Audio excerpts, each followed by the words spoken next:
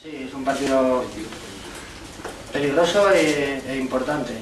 Y como tú dices, el Sevilla pues nos ha recortado puntos en las últimas jornadas.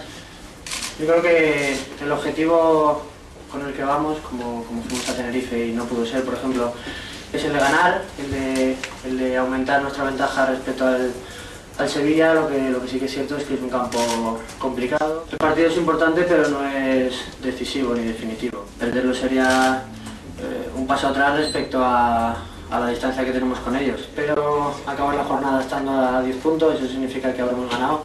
Bien, estoy con muchas ganas de seguir jugando, de seguir teniendo minutos, de seguir aportando lo que pueda al equipo, y que el equipo ha estado de notable porque hemos mantenido una muy buena línea, sobre todo fuera de casa. Quizá en casa hemos perdonado algún punto que nos podía hacer estar más arriba en la clasificación, pero creo que el equipo lleva una muy buena línea y a ver si podemos mejorar esa nota al final de temporada. Nuestro objetivo yo creo que tiene que ser el de la primera vuelta, el de estar en unos puntos importantes. Si hacemos una vuelta como la primera, creo que haremos una muy buena temporada y ese es nuestro objetivo.